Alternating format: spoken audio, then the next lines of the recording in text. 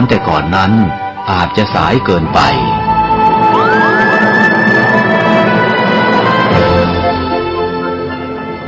เราควรใช้สื่อนำธรรมะเข้าไปให้ถึงภายในบ้านโรงเรียนองค์กรต่างๆให้มากที่สุดการใช้สื่อจะทำให้ผ่อนแรงและประหยัดทั้งคนและเวลา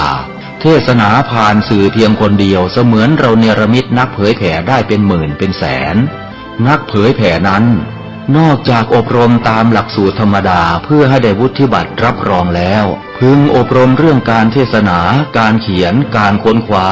ซึ่งอาจจะเป็นเรื่องเฉพาะตัวแต่ก็สามารถฝึกขึ้นมาได้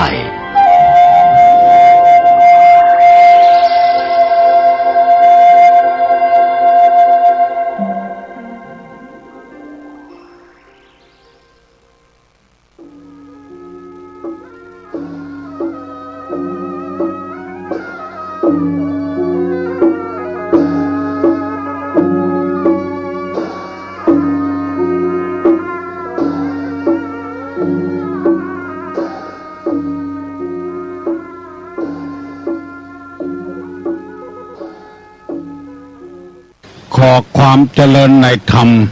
และความผาสุกทางใจจงได้บังเกิดมีกับพ่อแม่พี่น้องท่านสาธุชนผู้เจริญในศีลในธรรมผู้รับฟังรายการทุกท่านพร้อมกันนี้ขอยกมือ10 นิ้วกราบอาราธนาเอาคุณพระแก้วเจ้าทั้ง3ประการบุญศีลบุญทานพระสยามเทวาธิราชคุณพ่อคุณแม่คุณครูบาอาจารย์ผู้ประสิทธิ์ประสาทวิชาความรู้สิ่งศักดิ์สิทธิ์ทั้งหลายที่เฮาเคารพสักการะบูชาถึงวันนี้คือพระบรมธาตุเจ้าดอยสุเทพและครูบาเจ้าศรีวิจัยนักบุญแห่งร้านนาไทยเป็นต้นขออาราธนาเชิญชวนมาปกปักรักษา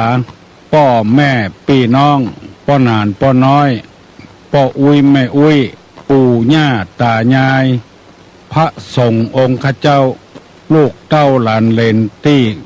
รับฟังรายการนี้ทุกท่านทุกคนขอเงื่อได้มีความสุขกายและสุขใจสุขกายนั้นปราศจากโรคภัยไข้เจ็บอันร้ายแรงสุขใจนั้นปราศจากความโลภความโกรธความหลง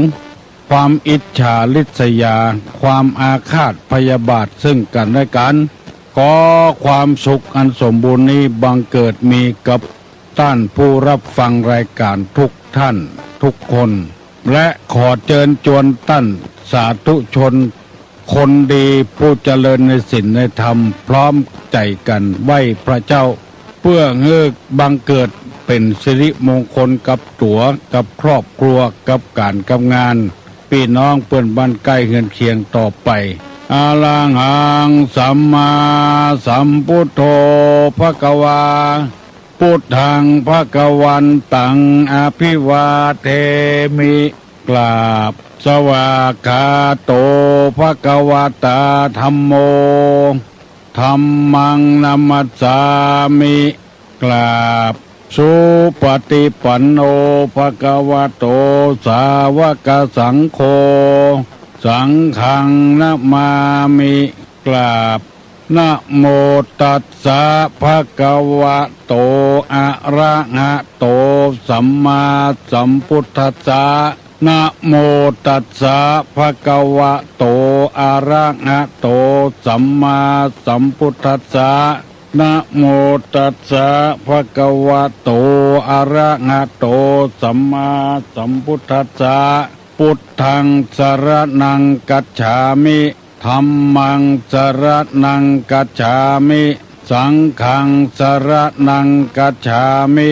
ตุติยัมปิพุทธังสรณังกัจฉามิตุติยัมปิธัมมังสรณังกัจฉามิตุติยัมปิสังฆังสรณังกัจฉามิตติยัมปิพุทธังสรณังกัจฉามิตติยัมปิธัมมังสรณังกัจฉามิ ตติยามปิสังฆังสรณังกัจฉามิอิติปิโสภะคะวาอะระหังสัมมาสัมพุทโธวิชชาจารณะสัมปันโนสุขโตโลกวิทูอนุตตะโลปุริสะธรรมสารติสัทธาเทวมนุษย์สานังพุทโธภควาติสวากขาโตภควตาธัมโมสันติติโกอากาลิโกเอหิปัสสิโกโอปนะยิโกปัจจัตตังเวทิตโพวินโยหิติสุปฏิปันโนภควโตสาวกสังโฆอุจุปฏิปันโนภควโตสาวกสังโฆญาญาปฏิปันโนภควโตสาวกสังโฆสามิจิปฏิปันโนภควโตสาวกสังโฆญาติตังจัตตาลิปุริสายุคานิหัตถะปุริสาปุคลาเอสะภะคะวะโตสาวกสังโฆอาหุไนโยปาหุไนโยทักขิไนโยอัญจลิกาลนิโยอนุตตะลังปุญญเขตังโลกัสสาติกราบหนึ่งกราบสองกราบสามไหว้พระเจ้าไหว้พระธรรมไหว้พระสงฆ์เอามาเป็นสรณะเป็นที่ปึ้งทางจิตทางใจแล้วสบายอกสบายใจต่อไปนี้จะเชิญชวนพี่น้องทั้งหลายพากันมาฟังธรรมะปัจจุบันนี้เป็นโจกของทางพระพุทธศาสนามีสถานีวิทยุต่างๆเกิดขึ้นสถานีวิทยุชุมชนเผยแพร่พระธรรมคำสั่งสอนในทางพระพุทธศาสนานักขึ้นคนก็ปฏิบัติธรรม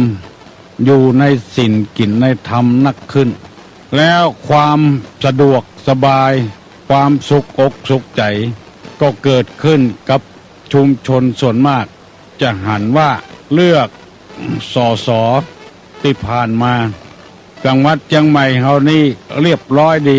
บ่ต้องเลือกซ้ำเลือกซากเพราะคนเฮารู้จักหน้าที่ของตัวเองเปิ้นจักจวนเจิญไปคือเลือกก็ไปเลือกบ่เลือกก็มีเลือกก็มีสุดแล้วแต่จิตใจของใครของมันเมืองไทยนี่เป็นเมืองประชาธิปไตยกว่าจะได้เป็นประชาธิปไตยนี้ต้องเสียเลือดเสียเนื้อกันเป็นจำนวนมากต้องปรับปรุงแก้ไขแต่ก่อนนี้อยู่กับเจ้าบ้านเจ้าเมืองอย่างเดียวเอาเปิ้นว่าความเจริญรุ่งเรืองต่างๆในด้านวัตถุก็บ่ค่อยเจริญเท่าไหร่แต่ด้านจิตใจนี่เจริญมากเพราะเจ้าบ้านผ่านเมืองเอาธรรมะถือธรรมะดังที่เขาจะหันว่าพระธาตุพระพุทธอันอย่างต่างๆปากันไปไหว้ไปสาปากันไปจัดงานประเพณีอย่างวัดพระนอนขอนม่วงเช่นเก่าเช่นแก่ได้ยินคนเฒ่าคนแก่พูดว่าถึงเดือนมาฆบูชามาเจ้าเมืองจะออกมาพร้อมกันด้วยข้าราชบริพารมาตั้งปางอยู่ที่กลางต้งหน้าวัดตะวันตกวัด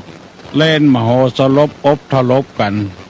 มาสลงน้ำพระพุทธรูปหมู่นี้เป็นต้นจิตใจคนเฮาก็เลยมีศีลมีธรรมพอเป็นประชาธิปไตยแล้วมีความเป็นใหญ่ในตัวไปตัวมันแล้วก็ห่างไปเขินไปอย่างดอยสุเทพนี่เจ้าบ้านเจ้าเมืองขึ้นไปไหว้ไปสาเป็นปีก็ทำมือคนเคารพสักการะบูชาดอยสุเทพเต้าประเดียวเพราะเจ้าบ้านเจ้าเมืองเป็นผู้นำไปดังนี้เป็นต้นตุลงได้นำเอากรรมเก่ามาเสนอให้พี่น้องทั้งหลายถ้าจะเป็นซ้ำๆซากๆพ้องก็บ่เป็นหยัง เพื่อคนที่บ่เคยฟังก็จะได้ฟังกรรมโบราณเปิ้นว่าฮื้อเฮาฟังฮื้อเฮาสืบฮื้อเฮาแตนไว้เพื่อจะได้เป็นคติเตือนอกเตือนใจเปิ้นว่าไว้มีกรรมอยู่กรรมหนึ่งว่าหมาเฮาต้วยก้นจ้างอันนี้กรรมบ่เก่าเปิ้นว่าไว้หมาเฮาต้วยก้นจ้างคือจ้างมันตัวใหญ่หมามันตัวน้อยเฮาต้วยก้นจ้างจะคบก็บ่ได้จะไล่ก็บ่ได้เพราะจ้างตัวใหญ่ข้อนี้อุปมาฉันใดเปิ้นเป็นการเปรียบเทียบว่าคนเฮานั้นอย่าไปกึดใหญ่ลำไปฮื้อเสมอตัวมีทุนเท่าใดลงไปเท่าอันมีความรู้เท่าใดลงไปเท่าอันเตือน้อยเตือน้อยเตือน้อยหรือว่าแถมกรรมหนึ่งว่ามันบ่มีความหมายหยังเจ้าบ้านผ่านเมืองเปิ้นเนี่ยเวียกแยกการเฮาเป็นคนวิพากษ์วิจารณ์บ่ได้ประโยชน์หยังเอาเวลานั้นไปเนี่ยเวียกแยกการดีกว่าไปวิพากษ์วิจารณ์การบ้านการเมืองบ่ได้ผลบ่สร้างสรรค์บ่ทำให้เกิดความดีความงามเนี่ยเกิดขึ้นกำกึดใหญ่ลงไปเสียเวลาบ่ได้อันนี้นำมาเสนอพี่น้องทั้งหลายถ้าภัยจะแปลได้ใจความต่อไปทำก็คงได้ใจความว่าจะอีมาเฮาตัวก้นจ้างมาเฮาฮือบินมันเป็นของใหญ่เรื่องราวต่างๆมันแล้วไปแล้วจ้างพอไปหายแซบแล้วเมาตัวก้นเปิ้นอันนี้ก็เป็นความหมายทำอย่างหนึ่งเรื่องแล้วบ่แล้วฟื้นขึ้นมาอันนี้ก็เป็นกรรมหนึ่งมาเฮาตัวก้นจ้างเอาแล้วพี่น้องทั้งหลายเมื่อตะวาตุลุงได้นำเอากรรมที่ว่าเฮาได้ฟังธรรมถึงวันคู่ที่หุมเนอะอันใดกันแน่ที่จะเป็นธรรมคำสั่งสอนอันใดที่บ่ใช่คำสั่งสอนในทางพระพุทธศาสนาได้นำไปเสนอเมื่อตะวาอยู่8ข้อและอธิบายไป3ข้อว่าฟังเปิ้นเทศเปิ้นอู้เปิ้นสั่งเปิ้นสอนอันใดเป็นธรรมกันแน่อันใดบ่เป็นธรรมกันแน่เปิ้นจะมีว่าอย่างนี้อันใดเป็นไปเพื่อความกำนัดอันนั้นบ่ใช่ธรรมในทางศาสนาอันใดเป็นไปเพื่อความประกอบสัตว์ไว้อันนั้นบ่ใช่ธรรมศาสนาคืออยากมีอยากเป็นอยากกินอยู่ในภพต่างๆอันใดเป็นไปเพื่อความสั่งสมกิเลสให้นักขึ้นอันนั้นบ่ใช่คำสอนศาสนาคำสอนพระพุทธศาสนานั้นจะได้นำมาเสนอให้ท่านทั้งหลายฟังและอธิบายไป3ข้อยังแถม5ข้อข้อที่4ว่าเป็นไปเพื่อความมากเป็นไปเพื่อความมากอันนั้นไม่ใช่คำสอนในศาสนาเพิ่มขึ้นมีขึ้นเป็นขึ้นนักขึ้นก่อกองขึ้นอันนี้เป็นไปในทางที่บดีอันทำกุศลเกิดขึ้นอันนั้นบ่เป็นอย่างอันนั้นเป็นคำสอนพระศาสดาอันเป็นไปเพื่อจะก่อทะเลาะวิวาทกันรู้แย่งกันโลภแต่ตัณหันแต่ได้มากในกามคุณทั้ง5มากในลาภยศสรรเสริญสุขเพิ่มพูนขึ้นไปติ๊กเพื่อหวังผลประโยชน์แก่ตัวเองและพวกพ้องในธรรมพระพุทธศาสนาบ่ได้สอนให้เป็นคนมากให้เป็นคนสันโดษจะได้อธิบายในวันต่อไปสังเกตพ้องได้แล้วได้แถมเอาแล้วเอาแถมหมู่นี้บ่ใช่คำสอนในศาสนาคือพิจารณาเอาเองไปสุ่ม4สุ่ม5เพราะที่นำกรรมนี้มาเสนอให้พี่น้องทั้งหลายเพื่อจะได้ตัดสินใจลงไปว่าอันนี้เป็นธรรมแต่กาบ่ใช่กาแม่นกาบ่แม่นกาหมู่นี้เป็นต้นถ้าสอนเอ็นเอียงไปทางมากในกามคุณ5ในกิเลสในตัณหาอันนั้นบ่ใช่แล้วในที่นี้ว่าบ่ใช่คำสอนของพระพุทธเจ้าสอนบ่ฮื้อมากเปิ้นหูเปิ้นหานเปิ้นอวดเปิ้นอ้างอันนี้ก็บ่ใช่คำสอนในศาสดาคำสอนในศาสนานี่สอนให้คนเอานี่ปฏิบัติธรรมเพื่อตนเองจะไปเพื่อคนอื่นอันนี้ถูกต้องข้อที่5สอนไปเพื่อเป็นความบสันโดษนี่บสันโดษ สันโดษแปลว่าความยินดีที่ของมีอยู่อันเป็นของตัวจะนักต่อใดน้อยต่อใดก็ตามแต่ก่อนเมื่อตุลุงเป็นเนนกันมีนักการเมืองผู้หนึ่งเป็นคนมากๆในกามคุณต่างๆแล้วไปสั่งสอนสั่งให้พระตุเจ้าทั่วประเทศไทยสอนให้สอนคำว่าสันโดษเพราะสอนให้สันโดษบ้านเมืองไทยจึงบ่เจริญเพิ่นว่าอย่างนั้นคือคนที่บ่มีความเข้าใจบ่มีความรู้เรื่องธรรมแต่เข้าใจว่ามีเท่าใดกินเท่าอันใจเท่าอันบ่ใจอย่างอันคือมันบ่เอามาความตุกมาใส่ตัวนักลำไปที่กรรมโบราณเพิ่นว่ามีหนึ่งแล้วไข่แอมแถมสองขี่เหือน้ำนองซ้อนสองจังล่มเนี่ยเอาบ่สันโดษมันซ้อนสองมันล่มเพราะฉะนั้นคำว่าสันโดษนี่พอใจในทรัพย์สมบัติของตัวเองพอใจในเมียของตนเองในลูกของตัวเองอันใดที่สอนบ่ฮื้อพอใจ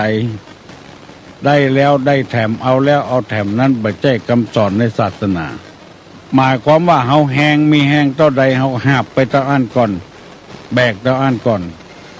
ถ้าเฮาเกินกำลังของเฮาเนี่ยหลังจะหักเอวจะก้องในศาสนาสอนในพุทธศาสนานี่สอนฮื้อสันโดษทำมันใดที่บ่ฮื้อสันโดษนั้นบ่ใช่ทำสอนในพุทธศาสนาเป็นของนอกศาสนาอีกนอกศาสนาพุทธอย่างที่การเผยแพร่พระธรรมคำสั่งสอนนั้นเสาะหาสมาชิกเพิ่มนักขึ้นเพื่อจะเกาะกลุ่มรวมลาเป็นหมู่เป็นคณะกระจายอำนาจบ่สันโดษ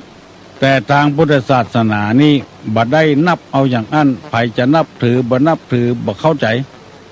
ของฮื้อคนนั้นปฏิบัติธรรมเด้อของฮื้อมีศีลมีธรรมเด้อบ่เบียดเบียนไผบ่สร้างความเดือดร้อนให้ไผจะไปวัดกับบ่ไปวัดบ่เข้าใจแต่ว่าของฮื้ออยู่ในธรรมบ้านเมืองเปิ้นเนี่ยอย่างฮื้อเหมือนบ้านเหมือนเมืองตัวเปิ้นเป็นหมู่เป็นคณะหมู่นี้เป็นต้นอันใดเป็นไปเพื่อความบัดสันโดษอันนั้นบ่ใช่คำสอนในทางพระพุทธศาสนาเป็นข้อที่5ข้อที่6อันใดเป็นไปเพื่อความคลุกคลีด้วยหมู่คณะอันนั้นก็บ่ใช่คำสอนในศาสนาส่วนเสเฮหาการเกาะกลุ่มรุมลากันพี่น้องทั้งหลายคำว่าคลุกคลีนี่บ่ได้หมายความว่าอย่างที่เราไปนั่งไปวัดเป็นหมู่นั้นบ่ได้หมายความอย่างอี้คำว่าคลุกคลีนี่ตั้งวงเล่ากันตั้งวงพายกันตั้งวงการพนันขันต่อกันหมายความว่าพระสุมจุมนุมกันในทางที่บดีวันเด้ออันนี้คลุกคลีโดยหมู่ด้วยคณะคุยฮือแตกกันคุยฮือเดือดร้อนกันอย่างก่อม็อบเนี่ยอันเนี้ยคลุกคลีโดยหมู่ด้วยคณะเอากันไปนั่งกลางสนามหลวงเนี่ยทำว่าถูกต้องแล้วแม้แต่พระสงฆ์พระเจ้าก็ยังเดือดร้อนตัวหมู่นี้เป็นต้นท่านคนใดหันกิริยามารยาทอย่างอี้แล้วยังเคารพนับถืออยู่ว่าทำถูกต้องก็สุดแล้วแต่ไผมันอีกประชาธิปไตยเฮาจะไปบังคับกันบ่ได้แต่ทางธรรมะในทางพุทธศาสนาปฏิเสธเลยอันนั้นบ่ใช่ธรรมบ่ใช่วินัยบ่ใช่ปฏิบัติตามหน้าที่ของพระสงฆ์พระเจ้าอยู่ในที่สงัดเมินกับปรึกษาหารือกันด้วยการปฏิบัติธรรมเนี่ยเตื้อหนึ่งการจะมาอยู่สุมกันเป็นหมู่ก็กวนความสงบของบ้านของเมืองนั้นอันนั้นบ่ใช่ธรรมบ่ใช่วินัยบ่ใช่ปฏิบัติตามหน้าที่ของผู้เจ้าของเจ้าบ้านทั่วๆไปบ่ใช่ของเจ้าพุทธอันนั้นคือก่อกวนความสงบก่อกวนความเดือดร้อนก่อกวนประเทศชาติจนเป็นมลทินเต้าบเดียวประวัติศาสตร์บันทึกไว้แล้วว่าหมู่นั้นคณะนั้นก่อกวนตั้งม็อบตั้มมาอย่างเดินเป็นหมู่ไปประท้วงหั่นประท้วงนี่อันนี้ขอฝากฝังพ่อแม่พี่น้องลูกเต้าหลานเหลนไว้จะไปตัวเขามันไม่ใช่ตั้งธรรมตั้งวินัยละอย่างก่อม็อบต่อต้านขยะกาอย่างกาอย่าตีเป็นเนี่ยกันตะก่อนอันนั้น คนใดหวังประพฤติปฏิบัติในธรรมจะไปเถอะเพิ่นอันนั้นบ่ใช่ละเป็นไปเพื่อความคลุกคลีโดยหมู่โดยคณะทำความเดือดร้อนสู่หมู่สู่คณะยังบ่ปอก็มีการจ้างการแจ้งแถมทำให้ประวัติของบ้านของเมืองเสียอยู่ปอไผ่ปอมันนี่ทางพุทธศาสนาสอนว่าอย่างอี้เพราะการเกาะกลุ่มรุมลาไปในทางที่บดีนั้นมันสร้างความเดือดร้อนอันใดเป็นเรื่องเดือดร้อนเฮาบ่เนี่ยบ่ทำอันใดที่มันบ่เดือดร้อนอันนั้นทำสมมติว่าดังไฟเผาป่าไฟไหม้ป่าแล้วสัตว์มันอยู่หั่นมันกลัวตายมันล่นหนีแล้วจะยิงสัตว์หมู่นี้เป็นต้นอันนี้คือการเกาะกลุ่มรุมลาในทางที่บดีป่าก็ไหม้ยังบ่ปอสัตว์ก็ตายด้วยแถมถ้าเกาะกลุ่มรุมลากันปฏิบัติธรรมอันนั้นบ่ใจซ่องสูงบ่ใจคุกคีและตามนักบวชที่ปฏิบัติธรรมนั้นเพิ่นจะอยู่ปอไผ่ปอมันอู้กับคนนักปะกับคนนักนี่นักตะใดกิเลสนักขึ้นเท่าอันอย่างตุลุงอู้คนเดียวนี่อันนี้บ่ได้คุกคีกับไผนำมาเสนอให้พี่น้องทั้งหลายได้รับทราบการงานเฮาก็มีผ้าแจ้ไว้หั่นยังบ่ได้ซักเตื้อถ้วยแจ้หั่นก็ยังบ่ได้ล้างเตื้อเป็นตู้เป็นตังเป็นหน้าตากเป็นกระจกเป็นบ้านจองยังบ่ได้ถูบ่ได้เจ็ดบ่ได้กวาดเตื้อบัดเนี้ยบ่ทำไปนั่งสุ่มจุ่มนุมกันอันนั้นบ่ถูกต้องตามธรรมแล้วทำการทำงานของไผของมันปะกันนักต่อใดกิเลสนักต่ออันจะเล่าควันเปิ้นพ่องจะติจะเตียนเปิ้นพ่องอันดีๆนี่บ่นำมาอู้ตังบ่ดีเพราะฉะนั้นไผ่ผู้ที่ได้ฟังกรรมอย่างอี้แล้วพึงรู้ว่าอันใดคลุกคลีด้วยหมู่คณะนั้นบ่ใช่ธรรมบ่ใช่วินัยของพระพุทธศาสนาเกาะกลุ่มรุมลากันในทางที่บดีข้อที่7เป็นไปเพื่อความเกียจคร้านอันใดสอนให้คนขี้ค้านอันนั้นบ่ใช่ธรรมศาสนาพุทธศาสนาสอนให้คนมั่นขยันมีพุทธภาษิตรับรองว่าวิริเยนะทุกขมัจเจติคนล่วงทุกข์ไปได้เพราะความเพียรสุดสูสังรัพเตปัญญังฟังด้วยดีย่อมได้ปัญญามันเนี่ยมันฟังมันพ่อมันกอยอันใดที่เป็นเกียรติเป็นค้านบ่ใช่ทำบ่ใช่วินัยปลุกระดมกันบ่ฮื้อจ้อยกันทำวินัยของพระพุทธเจ้าในสอนให้คนมันคนขยันในภาษิตว่าอุทธาตาวินทเตทนังคนมันย่อมหาทรัพย์ได้ข้อแรกว่ามันประกอบอาชีพโดยชอบอย่าได้เกลียดค้านทางสวนทางนาทางค้าทางงานสุดแต่เป็นการหน้าที่ของเราอย่าว่างกิจการมัวแต่เลือกงานง่ายๆเบาๆสุดแต่ได้ทรัพย์โดยชอบเป็นเอาจะหนักหรือเบาอย่าเฝ้าหลีกหนีอันนี้คือเป็นคนมั่นคนขยันพุทธานะสัมปทาถึงพร้อมด้วยความมั่นอาชีพโดยชอบบ่เกียจบ่ค้านธรรมใดสอนให้คนมั่นคนขยันอันนั้นเป็นธรรมในพระพุทธศาสนาธรรมใดสอนให้คนเป็นคนเกียจคนค้านอันนั้นบ่ใช่คำสอนในศาสนาถ้าเราจะยึดมั่นถือมั่นในศาสนาเอาเนี่ยเป็นเครื่องตัดสินพระพุทธเจ้าบ่สอนให้คนขี้ค้านให้คนมั่นพระองค์ทำเป็นตัวอย่างให้คนได้หูได้หันออกบวชโดยสละทรัพย์สมบัติของแผ่นดินบ่ห่วงข้องอะไรสักอย่างแสวงหาตนโดยชอบบ่ใจสุกเอาเผากินพยายามค้นหาแค้นหาธรรมะอย่างแท้จริงแล้วข้อที่4ว่าทำได้เป็นไปเพื่อความเลี้ยงยากเป็นคนเลี้ยงยากอันนั้นก็บ่ใช่คำสอนในพระพุทธศาสนาจะเป็นเจ้าบ้านก็ตามเป็นพระสงฆ์องค์เจ้าก็ตามเป็นคนเลี้ยงง่ายคำว่าเลี้ยงง่ายนี่บ่ใช่ว่าเกิดมาบ่เจ็บบ่เป็นอย่างบ่ใช่อย่างนั้นคำว่าเลี้ยงง่ายนี่อยู่ง่ายกินง่ายบ่อืดบ่อิดบ่ออดอย่างสักอย่าง ได้อันใดกินอันนั้นใจอันนั้นคือมันเลี้ยวคาบเลี้ยวมือไปอย่างบัดเดียวนี้ได้ยินข่าว บางแห่งบางที่ตั้งในบ้านในเมืองพระสงฆ์พระเจ้านี่มีเงินมีทองนี่กินอาหารปิ่นโตบ่ไปบิณฑบาตแล้วอันนี้นี่บ่ได้ปฏิบัติตามหลักธรรมคำสอนพุทธเจ้าพุทธเจ้าคือบิณฑบาตเที่ยวบิณฑบาตเลี้ยงง่ายเขาใส่อะไรอย่างก็เอาเปิ้นมาใส่ก็บ่ต้องไปเรียกร้องของเปิ้นบ่ต้องไปห้องคำบ้านคำจองเตียวไปเรื่อยๆเปิ้นนิมนต์ก็จุกเปิดฝาบาตรทุกเปิ้นเนี่ยเปิ้นมานิมนต์ก็แล้วไปเพื่อเป็นคนอยู่ง่ายกินง่ายเลี้ยงง่ายมาบัดเดี๋ยวนี้ตั้งในหลวงเปิ้นว่าเศรษฐกิจพอเพียงพออยู่พอกินไปแล้วบ่ต้องเอาให้เอานาอย่างมีที่บ้านที่จองอย่างกูจังหวัดมีโฉนดเป็นตู้มาจำเป็นสักหน่อยคนที่บ่มีก็มีอยู่แล้วคนที่มีก็นักใบนักบอดหมู่นี้มันบัเฉลี่ยกันสันติภาพจึงบ่เกิดขึ้นเพราะฉะนั้นเตนะวุตตังเหตุดังอันตุลุงจึงนำมาเสนอให้พี่น้องทั้งหลายเปิ้นสอนกันที่ไหนฟังให้ก่อนว่าอันใดถูกอันใดบ่ถูกทำอันใดเป็นไปเพื่อความกำหนัดเป็นไปเพื่อความประกอบสัตว์ในภพเป็นไปเพื่อความสั่งสมกิเลสเป็นไปเพื่อความมากเป็นไปเพื่อความไม่สันโดษเป็นไปเพื่อความคุกคีโดยหมู่คณะ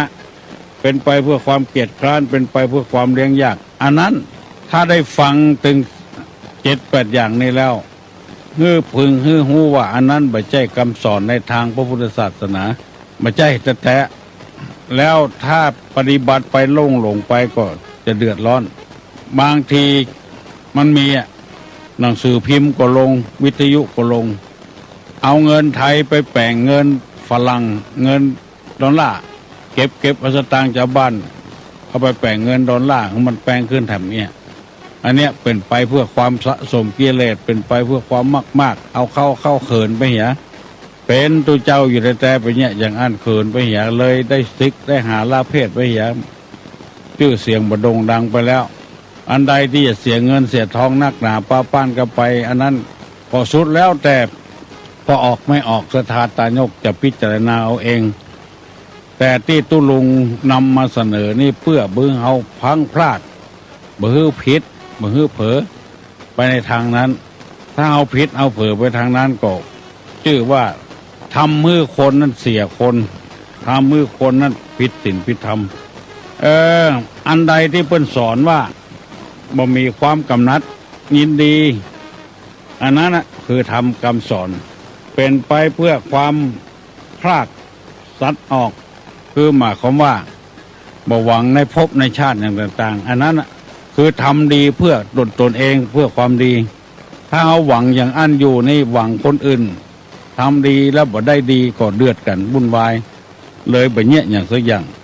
สร้างคุณงามความดีมาจัดนักแล้วเมื่อลูนมาคายไปอย่างไปฟังกำหันฟังกำนี้เลยบอกไปวัดบอกไปว่าไปอย่างหมู่นี้เป็นต้นอันใดที่ยังหวังยังอยู่ก็บ่ใช่คำสอนหวังให้ตัวเป็นคนดีอันนั้นถูกต้อง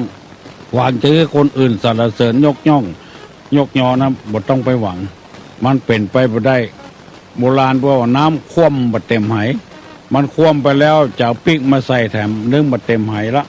ทำดีเพื่อตัวเองดีกว่าของเหล่านี้ไผ่จะเอาฮื้อไผ่ก็บ่ได้ผัวจะเอาฮื้อเมียเมียจะเอาฮื้อผัวก็บ่ได้มอกอาศัยบารมีดันเป็นไปเพื่อความบัดซักสมกิเลสบ่ฮื้อกิเลสแน่นหนาอันนั้นเป็นคำสอนในศาสนาสอนฮื้อมักน้อยฮื้อสันโดษอันนี้เป็นคำสอนในศาสนาเป็นไปเพื่อความมักน้อยเป็นไปเพื่อความสันโดษเป็นไปเพื่อความสงัดสงบบ่สาวเป็นไปเพื่อความภาคเพียรบ่ขี้ค้านเป็นไปเพื่อความเลี้ยงง่ายอันนี้เป็นธรรมเป็นวินัยในทางศาสนาบัดใจว่านำไปเสนออย่างเดียวบ่มีข้อแก้นี่คือสร้างสรรค์เมื่อมันดีขึ้นทำในทางพระพุทธศาสนาสอนที่แล้วท่านผู้ฟังทั้งหลายพิจารณาเอาว่าอันใดมันถูกอันใดมันไม่ถูกแล้วเขาจะได้ปฏิบัตินี่มันถูกต้องบางเตื้อโดยไปเสียผู้เสียคนไปก็มี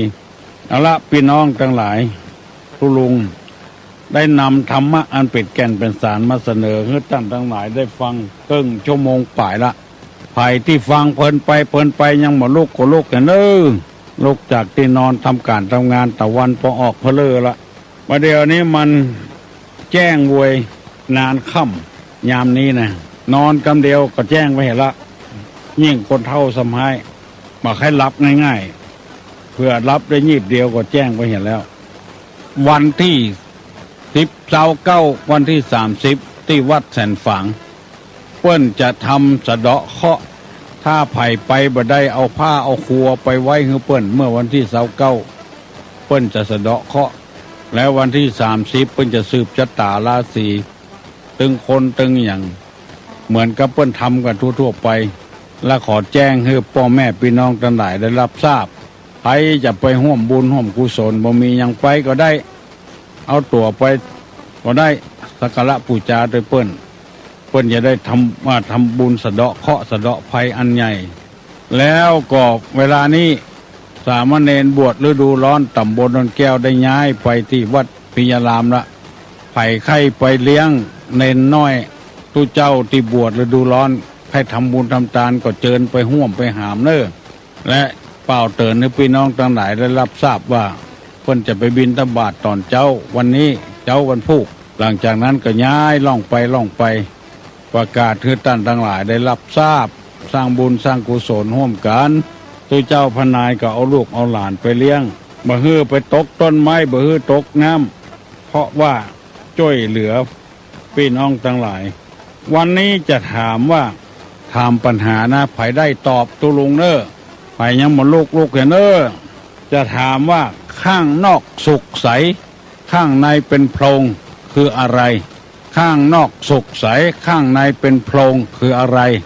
1221058โวยตะฮัลโหลใช่สาเจ้าตุลุงเจ้าสาลาดอนตายมาแล้วเจ้าเก่าแต่ว่าน้องไปเอาบ้านพี่กันตาม่วนกะ ดีแต่ญาติธรรมเนาะเจ้าอาการม่วนดีแท้ตอบปัญหาทุลุงกะไอ้ยังตุลุงอ้อถ้าเราสงสัยข้างในเป็นตรงน่าจะเป็นคนเดือเนาะบัดเดือบป่องเนาะบัดเดือบป่องก็นั้นเป็นใจดีนะตะลุงไงใจดีมากเลยมาเป็นทำผมย้ำตัวนะทำผมตัว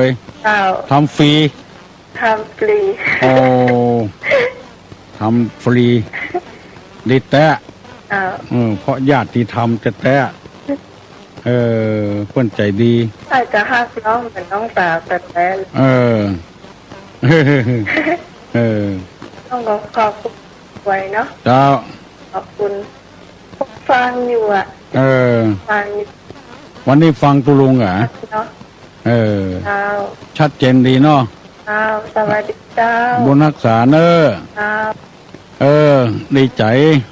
ผู้ที่ฟังรายการตุลุงรู้จักมักคุ้นกันมีความเป็นพี่เป็นน้องกันแต่ว่าพี่หนานแดงก็โทรมาบอกว่าเสียใจวันที่13นัดไว้ว่าจะมาหาตุลุงน้ำนักลำไปน้องนัดพิสมัยเลยบอกได้มาสกรรมขัวพิสมัยโคตรความจริงบอกโคตรมันเป็นอย่างนั้นแต่คนเฮามันเมื่อมันจำเป็นก็จำเป็นเมื่อบ่จำเป็นก็บ่จำเป็นนอกสุขใสในเป็นโพรงเป็นมะเดื่อป่องมะเดื่อที่เปิ้นเอามัดเสามงคลนั้นเป็นมะเดื่อเกี้ยงอันนี้เป็นมะเดื่อป่องนอกงามในบ่งามอันนี้อุปมาเหมือนกับคนที่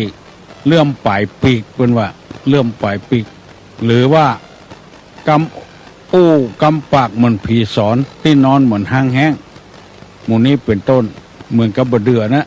ตั้งนอกเสียที่โบราณว่าเสียเข้าเปียติดกล่องตุงยกเข้าสุกเต็มกล่องหมอที่เสียนั่นบ่ได้ใดลองเข้าบ่มีเข้าฮัลโหลกับนมัสการตะลุงแล้วนี่ลืมบอกเอาแพร่ไปไหว้ท่านลืมบอกคือตะลุงบอกคือที่เปิดนั้นอย่างก็ที่เปิดอันนี้ท่านที่ไหนท่าน ออกกระแสน่ะกะ อ๋อหมดแล้วอะ ทำถุงอ่ะ เขาเก็บไว้แล้ว ไปละ โอ้ได้แล้ว อ้าว เพื่อนเอาไปหลายหมู่ละ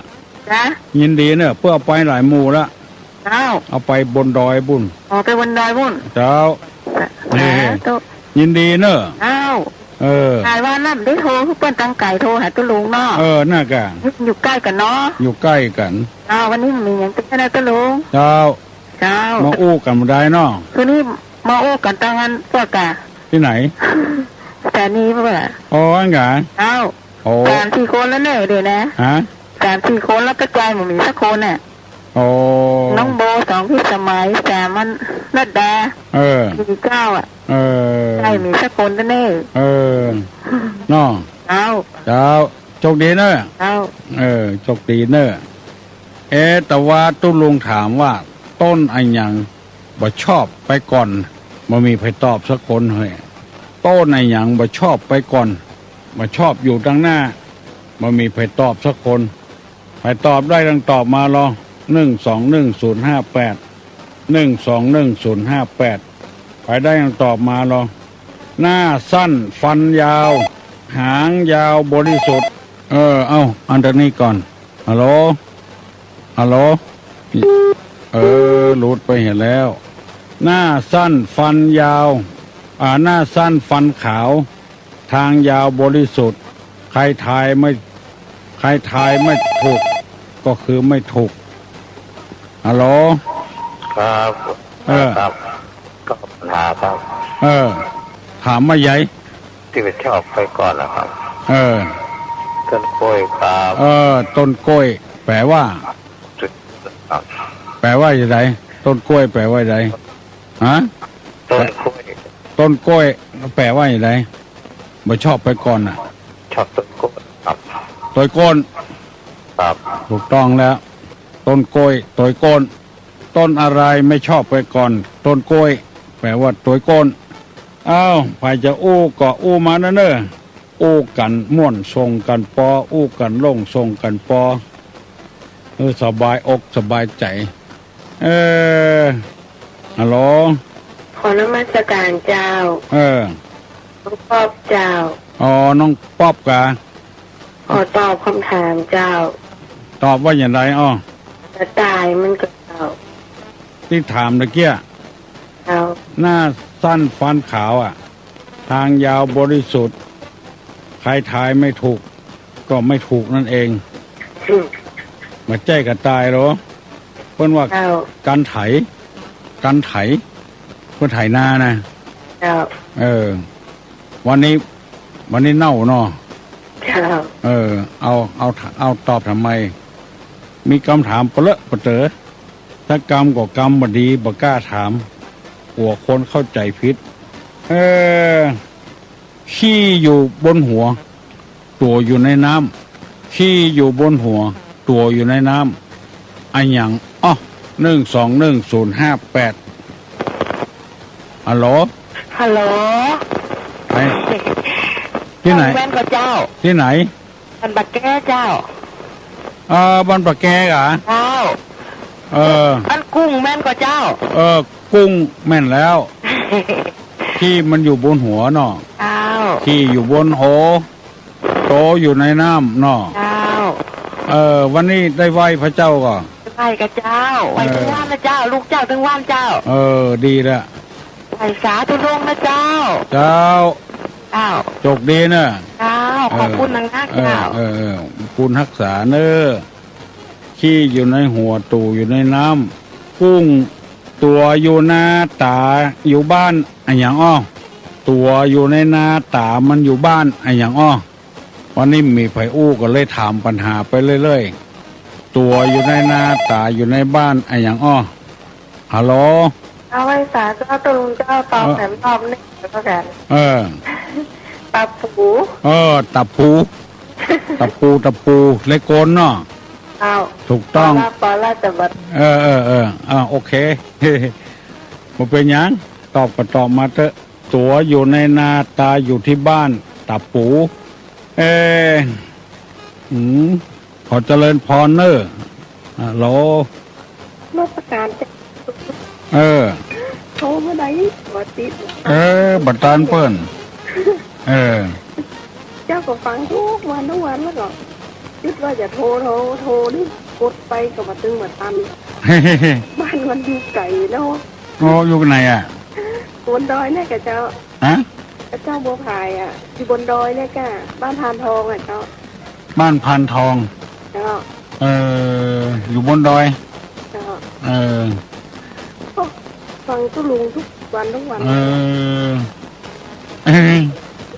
เข้าใจดีก่อนเขาเข้าใจดีเจ้าทุกบ้านเลยติดตุลุงกันเนอะโอ้แหละ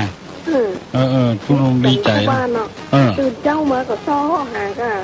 วิทยุกันนะดีใจตัวเนาะห้อนใจตัวเพราะว่าถ้ามันอยู่ใกล้เจ้าอยากจะอยู่ใกล้ๆแล้วมันไกลเนาะมันชัดก่อนเจ้าฟังชัดเจ้ามันชัดกับไปอย่างอยู่ไกลก็ได้เจ้าตัวไกลใจใกล้ตัวก็เป็นอย่างอันนะก้าตุลุงน้อเจ้าฟังถึงวันบ่เจ้าฟังถึงวันเลยเจ้ายินดีตัวแต่คนใดสนใจธรรมะธรรมโมนี่มันหมดตุลุงสอนดีเอาทำเข้าใจกันนะเจ้ามันง่ายๆเนาะเจ้าตุลวงบัดได้เฮียนสูงก็เลยเอาเฮียนหูตัวใดก็เอาอู้แต่อันน่ะว่ากันเลยตุลุงเนี่ยอยู่เป็นลูกโพลูกชายของลูกหลานตลอดเด้อเจ้าโอ้ตุลุงอยู่ทุกสบายนะเจ้าโชคดีเนอะเจ้าบุญรักษากุคนคนใดมีเจตนาดีก็ถึงหม่นอกหม่นใจแต่จะไปมีเจตนาให้ใส่กันคนราชการเจ้าน้องป๊อบเหรอเจ้ามาเดี๋ยวนี้สถานีเข้าแส่ขืนวิทยุตุลุงแล้วเจ้าเอาไปเลื่อนไป96มึงอ่ะ96นี่ได้ยินชัดดีเจ้าอัน91นี่หมดกับบักให้ชัดละมาอยู่ทั้งนั้นมันใกล้กันน่ะใกล้อย่างก็จะดีไม่ครัวเจ้าทุกเตื้อน้องจะเอา90.80มันชัดกว่าชอบอันอื่นๆเจ้าประเดี๋ยวนี้ก็อันน่ะช่องแม่เปิดมานี่คืออัดขนาดเลยเจ้าปิ้นวิทยุไปหันน้อยกันปิ้นพ่องดึงเสาอากาศมาพ่องเป็นได้ฟังดีแล้วเจ้า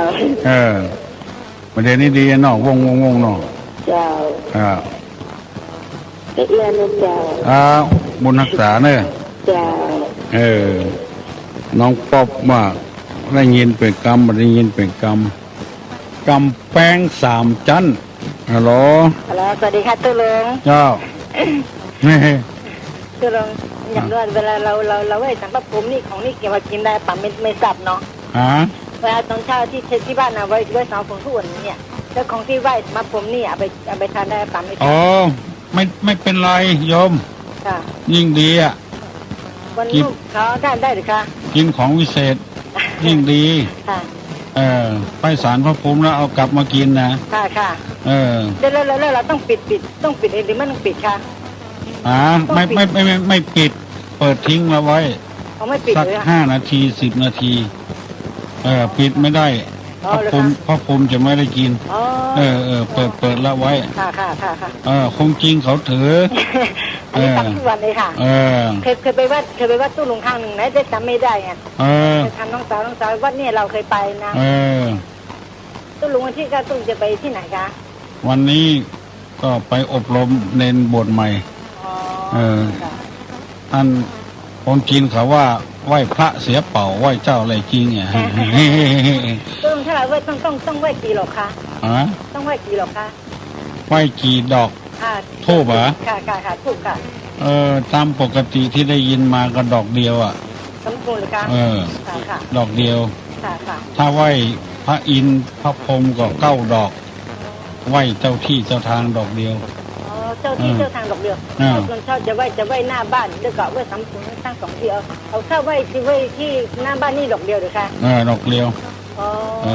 ถ้าไหว้สำถุงนี่ก็คือดอกเดียวค่ะดอกเดียวเขาตัวไหว้ศาลพระพรหม9 หลอกอ่ะ9 หลอกเลยค่ะ9 หลอกอ่ะทุกครั้งนะคะหรือว่าทุกครั้งเลยเพราะท่านอยู่สูงท่านจะได้ก้าวหน้าเจริญรุ่งเรืองอันนี้ติเจ้าคำมาเรื่อยเนอะยมฟังหลวงพ่อเหรอฟังทุกวันเลยอ่ะโอ้เก่งเป็นวันเลยเก่งนี่เคยที่เปิดตั้งแต่กลางคืนพอหลับเปิดตั้งทั้งคืนในสดมันก็ฟังทุกอย่างฟังจนบางทีถ้าลูกเต้าอยู่บ้านก่อนแกเปิดทั้งคืนนะเพราะมันเปิดแต่ว่าเปิดที่อื่นที่บ้านมีหลายเครื่องไงโอ้ลีฟังเข้าใจเลยอ่ะเข้าใจค่ะโอ้จริงเดี๋ยวฟังรู้เรื่องยมมาอยู่เชียงใหม่นานแล้วเหรอมาอยู่ตอนอายุ17เดี๋ยวนี้อายุ17 ปีโอ้อันนี้เกินกว่านี่แล้วนี่อายุ50 กว่าละ57 58ละเหรอค่ะโอ้ฟังคำเมืองรู้เรื่องโอ้โหเรื่องหมดเลยอ่ะพูดไม่ไล่ได้แต่เพิ่งไม่ชัดชอบตัวลุงมากๆเลยฮะเลยอ่ะวันนั้นเนี่ยถ้าตัวลุงจะไปผ่าตัดเนาะโอ้ตัวยังเป็นอาทิตย์อย่างเงี้ยจะได้อ่ะไม่เป็นไรมีลูกศิษย์ทำหรอกจะเหมือนกันหรือเปล่าโอ้ตัวลุงจะอย่างเดียวกันก็ฮะจะพยายามให้เหมือนเนาะแต่ยังไม่เดินมาเพราะตัวงั้นถ้าที่ว่าต้องไหว้9 หลอกเลยค่ะ9 หลอกถ้าไหว้ถ้าไหว้พระเจ้าที่ในประตูบ้านนะหลอกเลี้ยวท่านเราก็ไม่รู้นะก็ไหว้5 หลอกอย่างเงี้ยต้อง9 หลอกเนาะ9 หลอกของที่ไหว้เนี่ยบันนั่นแหละไม่ต้องปิดนะใช่ไหมคะไม่ต้องปิดนะปล่อยทิ้งไว้หรือคะค่ะเต้นตู้ลุงเนี่ยครับโชคดีนะตู้โชคดีได้ลูกศิษย์เป็นคนไทยจีนดีใจบุญท่าฮัลโหลไว้สาเต่าตุลุงไว้สาเต่าไปถามว่าอะไรอย่างเงี้ยพระแล้วก็เป็นเอาลูกจ้างไปไว้ตัวจะดีกับเต่าเอาไว้หิ้งพระแหละลูกจ้างเอาไว้ด้วยกันเนี่ยเอาไว้เอาพระขึ้นสูงอย่างน้อยเนาะแล้วเอาจ้างไว้ต่ำๆหน่อยได้กะดีกะจ้างอย่างจ้างไม้จ้างไม้จ้างเทียนรักตัวเปิ้งอย่างเปิ้งจ้างอย่างเส้นเต่าเป็นปึ้งจ้างปึ้งหมูอย่างนั้นน่ะเป็นตัวเปิ้งของเปิ้งดีกันยกมาสูงตัวเปิ้งนะเคารพนับถือวันเนอะเต่ามันเป็นยังนับถ้าบอกกินจิ้นจ้างบอกกินจิ้นหมูได้ก็ได้ดีเท่านั้นน่ะตู้ลงเพิ่งมาปีนี้แปลงมาตุ๊กตา100 ปลายตาลทุกเจ้าตัวเพิ่งเนาะเจ้าก็เพิ่งมาเหรอเจ้าก็เพิ่งมาเพิ่งมา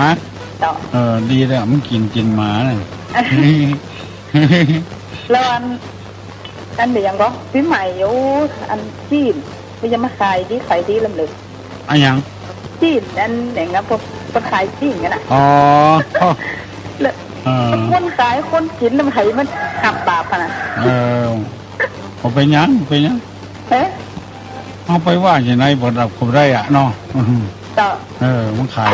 เวลามีการมีงานมีทำบุญใหญ่ๆนี่ก็อะไรอย่างว่าแต่มันไม่จีนกับมันนั่นแล้วเนาะแม่เนาะเจ้าก็ว่ามันละบันบาปกรรมนี่ไปตกที่ไผ่ได้ไหนอันเพิ่นว่าอย่างก็บ่มีอย่างคนดีบ่ได้ห่อนึ่งอ่ะคนให้บ่มีคนดีบ่ได้ห่อนึ่งเนี่ยมันจึงมีถึงให้ศูนย์กันห้างกันเข้ามันก็เข้าเปิกมันก็รีบพองเต่งพองแก่ไปเนาะมันชนกันไปชนกันมาแก่ไปเนาะโอ้โยมนี่ฟังตุลงอ่ะเจ้าฟังจังหวะเจ้าบ้านอยู่ไกลอ่ะไกลก็อยู่บันทีเจ้าบันทีคุณเคยมากับตุลุงเคยไปแต่วันที่ไปวันตะกอนนี่เป็นเตะลงแต่ว่าตุลุงไม่ลิงตุลุงทองนี่ของหูหมดอ่ะก็มาตุลุงทองเขาต้องไปฟังกันขนาดเนาะไปแต่ก่อนไปวันที่เจ้าโมนเนาะวันที่มันเดียวเจ้าต้องแปลงตู้แปลงตังกันขายเนาะเจ้าเป็นตู้เป็นตังกันแปลงตู้แปลงตังกันขายแปลงหอแปลงเฮิร์นก็สูง เจ้าคนขยันโน่คนบางที่นี่นะขยันเป็นบางคนโอ้โซนมากนี่ขยันเจ้าโยมฟังเข้าใจป่ะโหเลยไงเจ้าเจ้าไหวตาเจ้าโชคดีเนอะไก่ขันเจ้าจะทำกับพ่องน้องป๊อบน้องอามน้องพิมพ์น้องบิวน้องมันอย่างก็น้องอย่างลืมไปละฮัลโหลสวัสดีเจ้าตู้ลูกเจ้าพระเจ้าก็ถามข่าวนี่ยินข่าวเป็นว่าเป็นวันนั้นตู้ลูกทำบุญวันเกิดนั่นก่อนก็เป็นตู้อย่างก็มหาสวัยครับไผ่ก็คนอยู่ตั้งห่างดงบะ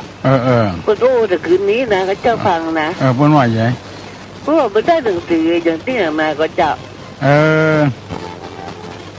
มีที่ลูกตู้ลูกก็เจ้าเพิ่นได้หนังสือหมอมีโลเพิ่นได้ที่ไหนมาของเพิ่นหมูจ้านึกว่าเพิ่นได้แค่มาไม่ใช่ที่เพิ่นตายว่าเจ้าอันจะเป็นอย่างนะเจ้ามีไม่ใช่เพิ่นได้ไหนมาหมูเพิ่นจะซีล็อกอยู่โลเพิ่นซีล็อกแจกอยู่สักวันเพิ่นจะประกาศแล้วเนาะแล้วว่าจะค่อยได้ละกันถ้าเพิ่นแจกเพิ่นนักหลายเริ่มนี้เจ้าก็ขอช่วยช่วยประกาศเนาะเจ้าเพิ่นถึงจะมาฮื้อท่านด็อกเตอร์นะเจ้าถ้าเปิ้นซีล็อกออกมาแล้วก็เปิ้นจะฮื้อว่าใครไปเชื่อนะมันจะเอาอย่างที่ตุลงมาเนี่ยเชื่อบอกกับเจ้ามันก็มีมาแต่งก็โลกก็น่ากะบอกใครมันสนใจนักลงไปใจบดีบ้านเมืองจะเป็นจะอั้นอย่างคำสอนของที่ตุลงอ่านมาตะกี้กับว่ามาตะกี้นะกันอันใดเป็นปันเพื่อความกำนัดย่อมใจเป็นไปเพื่อความพุกคีด้วยหมู่คณะทำให้แตกตื่นมันใจคำสอนฟังคำสอนผู้ใดเจ้าดีกว่าตายเหตุการณ์เนี่ยอันมันก็ตายได้มันตายดีพ่องให้พ่องนอกดีพ่องให้พ่องเดี๋ยวที่จะแน่ก็แน่พ่องที่เหมือนแน่ก็มีมันก็มีมันก็มีได้ยินมาหมดน่ะตู้ลุงฟังมาทุกคืนเลยเจ้าตู้ลุงบ่ได้สนใจมันเรื่องมันนี่นะไปได้หุ่นที่ใดหุ่นมาบูสบายบ่ได้ไม่ออกไม่ออกนะเปิดคนได้เพื่อจะส่งขึ้นมหาสวัยเพื่อจะซีล็อกออกมาเจ้าถ้าได้อีหนอเจ้าก็ได้เหมือนกันเจ้าเพื่อนถ้าจะได้ยินละพี่เจ้าขอนุสการเจ้าบุญรักษาเนอเจ้ายินดีกับพี่กับน้องทั้งหลายฮัลโหล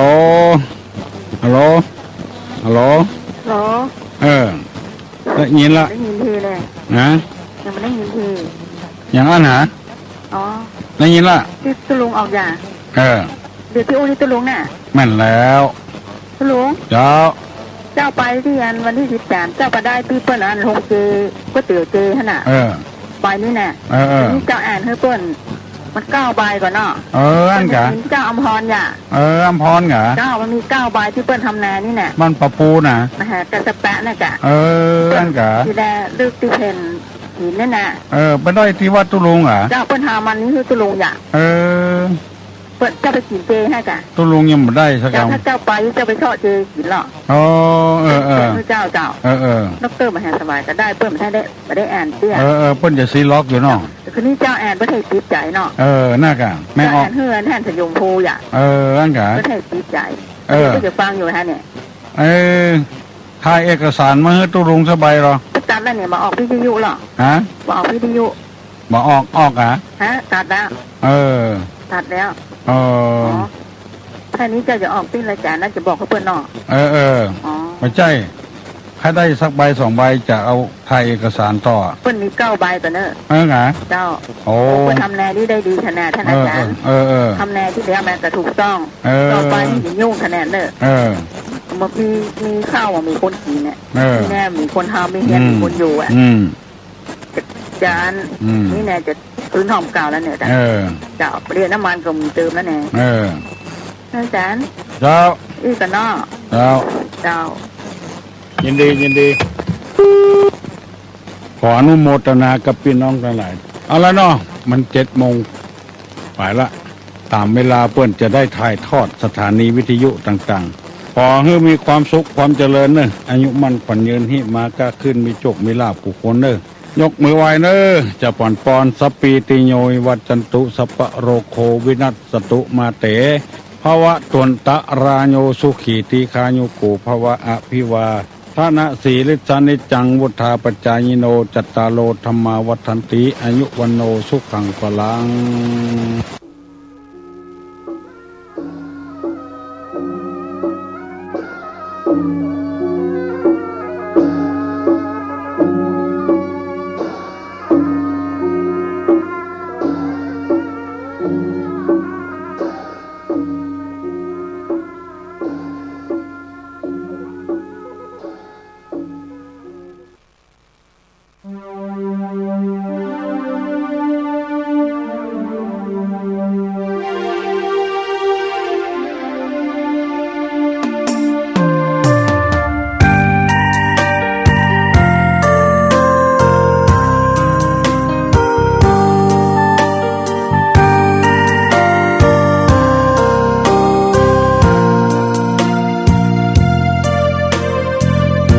หยุดนิ่ง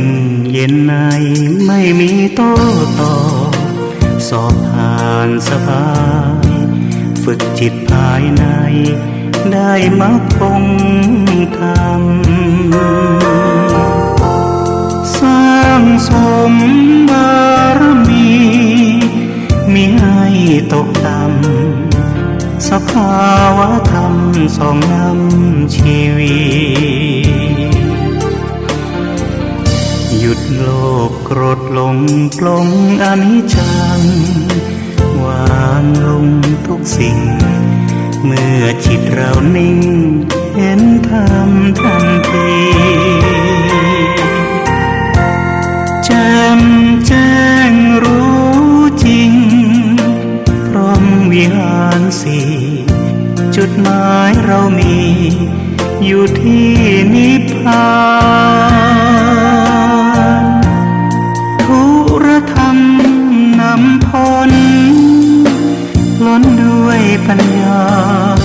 ยกธรรมเมตตานำพาสื่อสารนะรัตนะขันตะธัมโมทุรธรรมมาจะพุทธธัมมารัตนะธัมมาธรรมะเมตตา